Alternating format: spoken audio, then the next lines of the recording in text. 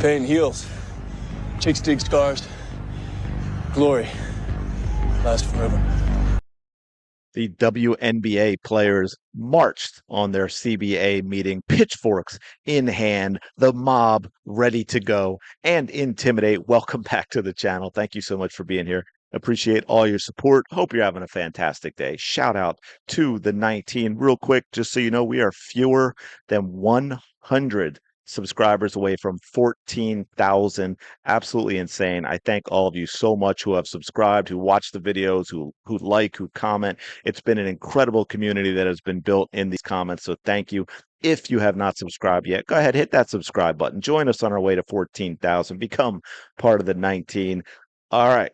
So there was a CBA meeting last night, as you know. I think about 40 or so players decided they were going to attend. Now, I was going to, you know, trash that because it's a little wild. But to be fair, I don't know if you just had a bunch of people sitting in the back of the meeting room while those who were having the negotiations had the negotiations. But if it was a bunch of players coming in and they're all throwing out their opinion, yeah, that would be an absolute mess and completely unnecessary. But I get any player who just want to be there and listen and be informed on what's going on. So one other thing before we get going on this that I just wanted to touch on because I thought it was kind of cool, pat myself on the back a little bit.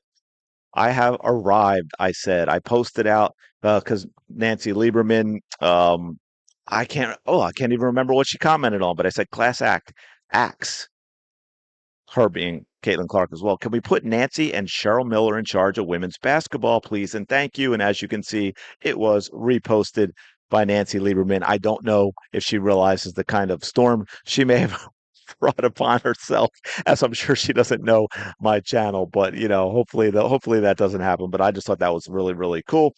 All right, let's dig into the CBA stuff. So here is the statement by the players union after. The WNBA's response to our proposals fails to address the priorities we voiced from the day we opted out. A transformational CBA that delivers our rightful share of the business that we've built, improves working conditions, and ensures the success we create lifts both today's players and the generations that follow. We've told the league and teams exactly why their proposal falls so short. This business is booming.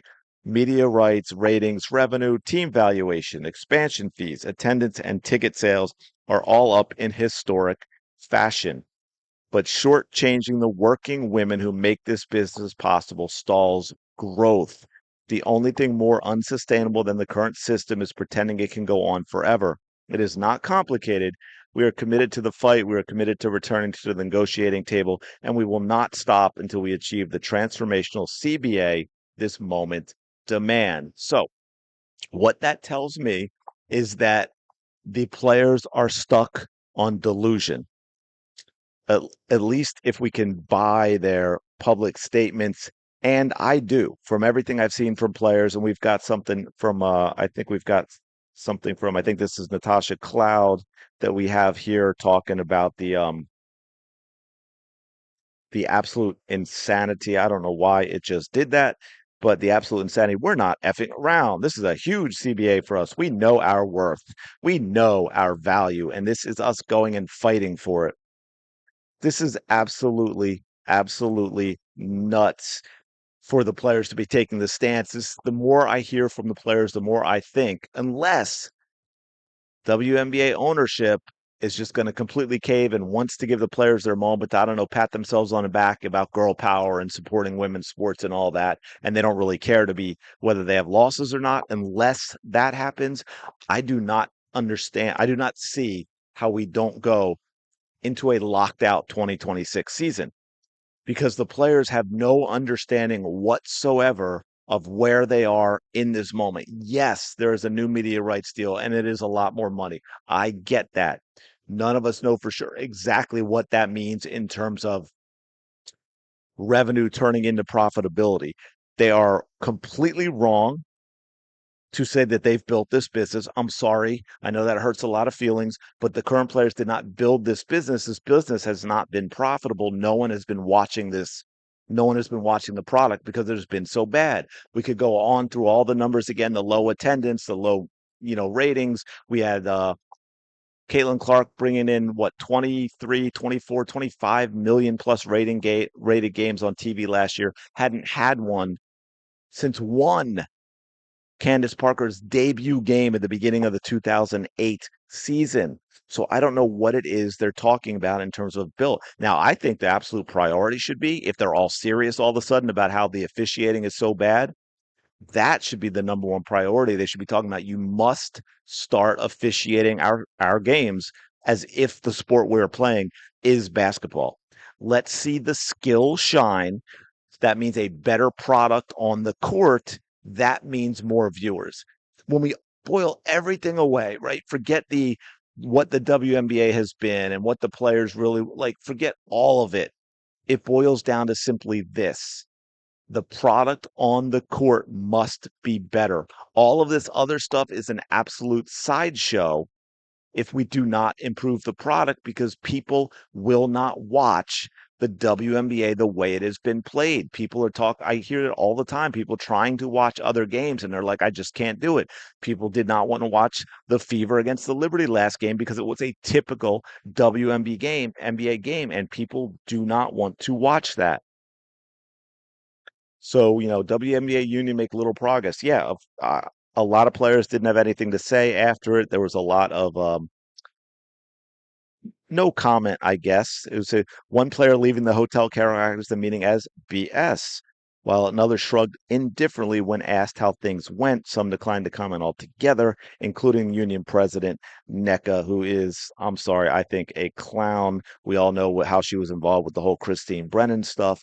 So this is going to be interesting going forward. As I said, among about 40 players in attendance, the WNBA didn't comment, so on and so forth. So it is really going to be interesting to see what happens going forward. I thought there was a quote in here that I wanted to see, but no, yeah, this is just about Satu Sabali characterized the WNBA offer as a slap in the face. So I believe the deadline is October 31st. I don't believe that's the deadline to save a full 2026 season, but that is when the current CBA does expire. I already shared this, but and they said, when will the negotiations happen? So they've been ongoing. Bring in the dumbest players to negotiate. That's what it sounds like. What a clown. It's going to be pay to play.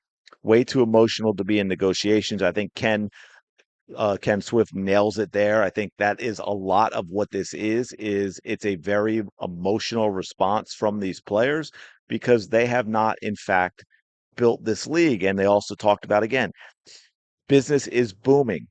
Media rights, ratings, revenue, TV, team valuation, expansion fees, attendance, ticket sales. Yes, that has all come from 2024.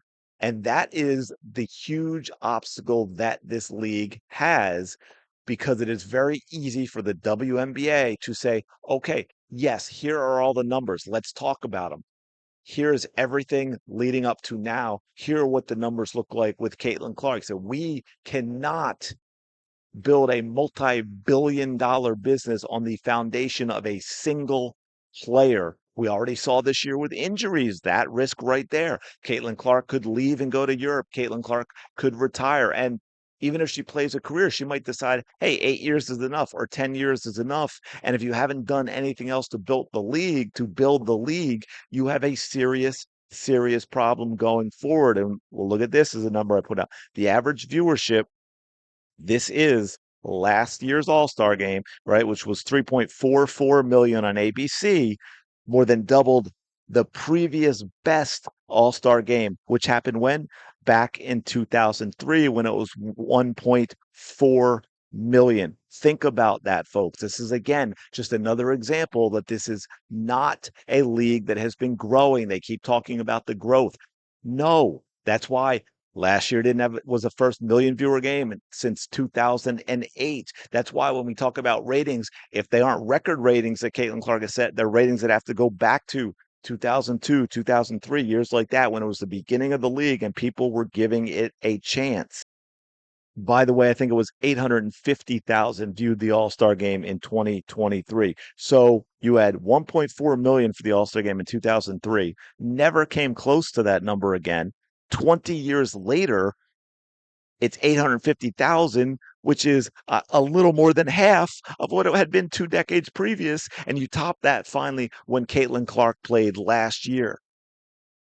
The players, somebody needs to be in the adult in the room for the players. Look, I'm not saying there aren't improvements to be made and there aren't things players could get. All right. This isn't about just hating on the players and they don't deserve anything and all that. Again, I go back to let's start with the foundation of better officiating, not just better. Okay. It's also how the league wants the game officiated that is a problem. Because we've all heard for years and years about the physicality of the league, even the players saying that and being proud of that fact. Well, you know what? Let's get rid of that. Let's see if they have the skill that they talk about. Because when you take around the physicality, that exposes whether there's skill or not. Let's see if that skill is there. And I've talked about the younger players coming in being more skillful. So it can change, but it is going to take time. But let's see it. Fix the officiating. If the product on the court improves, more revenue is generated. They talk about getting a percentage of revenue. I think that is a non starter. And here's why it is not profitable. The business really needs the NBA is so huge and profitable, they can give away a huge share of revenue to the players because it is still a profitable league. The WNBA does not have that going for them.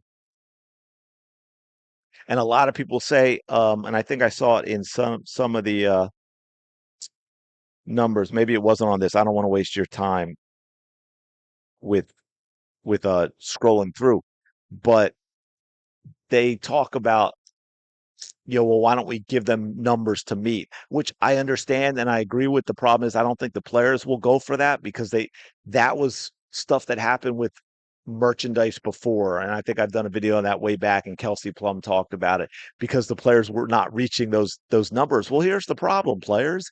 You need the business to be profitable. That is the fundamental sticking point that we're having is an understanding of economics and business 101, and the players don't seem to want to grasp that. So we'll see what happens. I'll keep you posted. I think it's going to be interesting going forward with all this in the CBA. It'll be interesting to see if we have a season in 2026, but we still have time. But let me know your thoughts in the comments below. Appreciate you. As always, smash the like button, subscribe to the channel, help us grow. Go have the day you deserve, and I will talk to you later.